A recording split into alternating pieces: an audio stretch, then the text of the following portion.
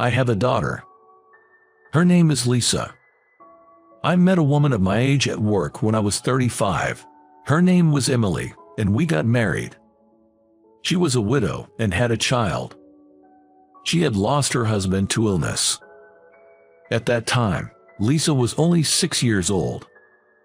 Lisa, this is your new dad. Nice to meet you, Lisa. Nice to meet you too. Without looking up and making eye contact with me, she answered in a small voice. It seemed Lisa was very attached to her deceased father. I heard she was adored by him as she was an only child. So Lisa wouldn't warm up to me even after her mother and I got married.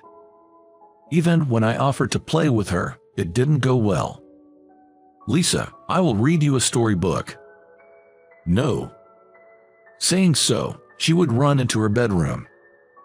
I took Lisa on trips and to amusement parks, but she still wouldn't talk to me.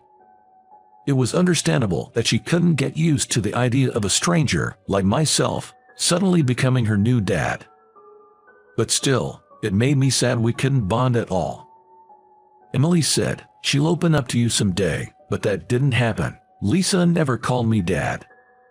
When I married Emily, I vowed to myself that I would love her daughter as my own. I believed that she would eventually understand my feelings. Lisa was very studious, especially diligent about the things she was interested in. She had an interest especially in acting. At a request, we found her a theatrical troupe to join. She was only 10 years old when she started acting, but her dedication to practice was impressive. She was inspired by a play she saw in elementary school and wanted to be on stage herself. I know I was an overly proud parent, but even I could tell Lisa was a good actor. Whenever I heard Lisa was performing, Emily and I went to see her play. After the play, I praised her as much as I could, and the three of us went out for a nice meal. Lisa, your performance was wonderful. I was so moved at that particular scene that I couldn't help crying. Yet, no matter how much I praised her, her responses were always indifferent. She would often say, "Yeah," or "I see," but that didn't bother me at all. I just hoped she would open up bit by bit. Years passed. However, even as a teenager, Lisa still wouldn't call me dad. It was around this time that Emily started acting strangely. I first noticed it when I bumped into our next-door neighbor, Sophia, in the elevator of our apartment building. "Good morning. Are you off to work today? You know, we're not as well off as your family is. I see your wife always leaves in the early afternoon, dressed up nicely. Maybe she's going for a fancy lunch." I don't know. That night, I mentioned this to Emily, and she looked guilty for some reason. After that, she started avoiding me. She started coming home late under the pretext of doing overtime, and always smelt of alcohol. She wouldn't listen to my concerns, and I realized she had changed a lot. Lisa, meanwhile, continued to focus on her theater practice, ignoring her mother's behavior. When Lisa turned 15, Emily suddenly told me that she wanted a divorce. Apparently, she was attracted to someone at her workplace. I had sensed she didn't have feelings for me anymore. Staying together in such a state was only painful for both of us. In fact, I didn't even want to live with someone who was so selfish. I said, "I understand," and we both agreed to end our marriage amicably. Even though I knew the answer, I asked Lisa anyway, "Who do you want to live with, Mom or myself?" Without hesitation, she said, "Mom." Long story short, Emily and Lisa left, and I later heard Emily remarried. I wondered what my life was all about and felt like a complete failure as a husband and father. I spent my days blaming myself for everything that had happened. But after a year or so, the emotional pain of divorce subsided, and surprisingly I found myself recovering from it. Time was indeed a healer. A decade flew by, and I lost contact with Emily and became estranged from Lisa. I lived a simple life, not getting deeply involved with women. Being single wasn't so bad. I consoled myself with such thoughts. One day, I happened to see something totally unexpected. Coming home after working overtime, I just wanted to relax. I was watching TV, having a few beers. A play by a theater troupe was broadcasted. I used to go and watch plays. And I thought of Lisa. I wondered how she was doing. I wasn't really concentrating on what was on TV when a woman who looked like Lisa suddenly appeared on the show. I couldn't believe my eyes. Is that Lisa? After the play ended, I watched the credits roll. Among the names of the performers was Lisa Smith. The surname Smith must be Emily's latest husband's. I had mixed feelings. Lisa on TV had grown into such a beautiful woman. She must have worked so hard for her dreams. Seeing her again, even on TV, made me very happy. Curious about Lisa, I looked her up on the internet, something I never thought of doing. I found out she was very active on a video streaming site. Lisa, busy with her theater group, still managed to find time to update her videos daily. I remembered how hard-working she had always been.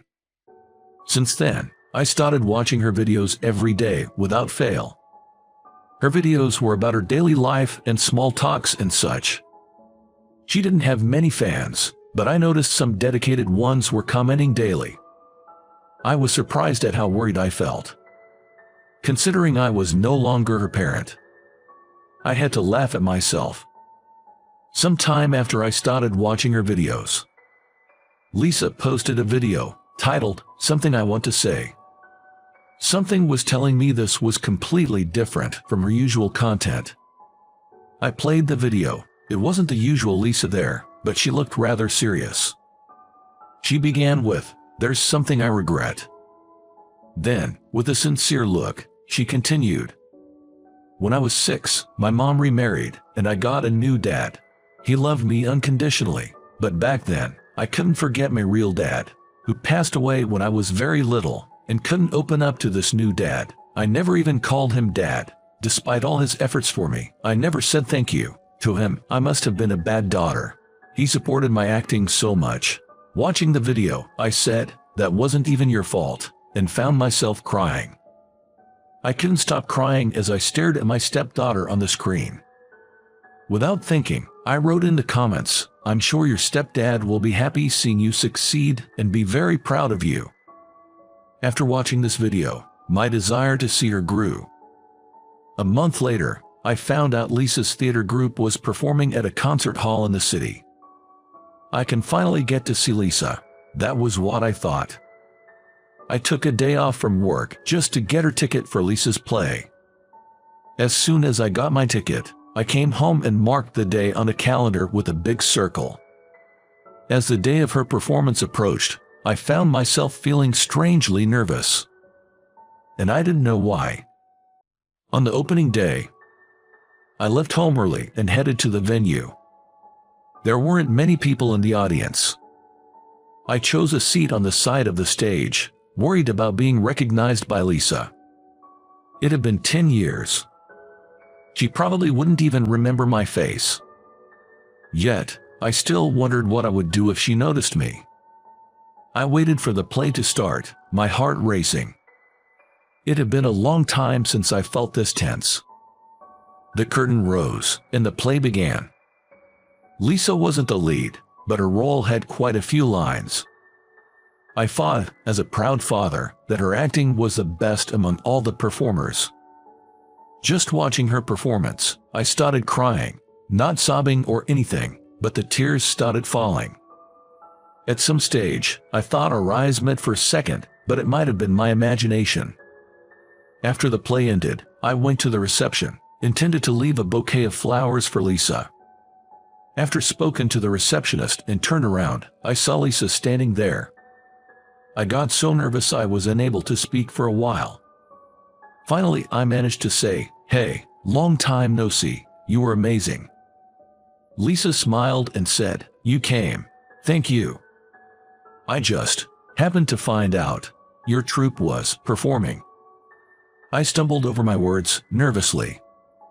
We stood there, smiling at each other, speechless. Then, someone from her troupe called her from afar, and she replied loudly, "I'll be right there." Lisa then asked, "If you have time, can we talk a bit? Could you wait for me?" "Of course," I replied. About 20 minutes later, Lisa came back with her belongings, holding the bouquet I had given her. She looked extremely happy. We walked to a nearby cafe. After some trivial conversation, as we started to feel more comfortable, Lisa began to speak. Looking down, I grew concerned at her sad expression and asked, "What's wrong?" Lisa shared bits about her life after Emily and I divorced. It seemed things didn't go well between her and her new stepfather. Also, after Emily remarried and had a baby son, she focused solely on him, neglected Lisa. Lisa left home as soon as she graduated high school and cut all her ties with her family. It was heartbreaking, and the tears spilled out of my eyes. "Must have been very hard for you. I'm sorry I wasn't there to protect you," Lisa said. "I'm sure I deserved it. Even though you raised me for several years, I never said thank you," she muttered through tears. Hearing this, I said to her, "Don't blame yourself. I was truly happy seeing you succeed. I am very proud of you." I realized I was repeating the same words I wrote in her video comment. Lisa looked surprised, then smiled. "I still think of you as my daughter, Lisa. It doesn't matter to me that we're not biologically related. If you ever need anything, don't hesitate to ask me. I'll do anything I can to help you." For some reason, I felt a bit embarrassed after saying that. Lisa looked delighted and said, "Thank you, Dad." From then on, I've never missed any of her performances. Sometime afterwards, Lisa got engaged and introduced her fiancé to me. "Dad, this is Steve. Steve, this is my dad. Nice to meet you." "Nice to meet you too." Steve was a senior member of her troupe and seemed like a fine young man. He said he fell for Lisa, seeing her giving 100% in everything she did. I thought he was truly a right man for her.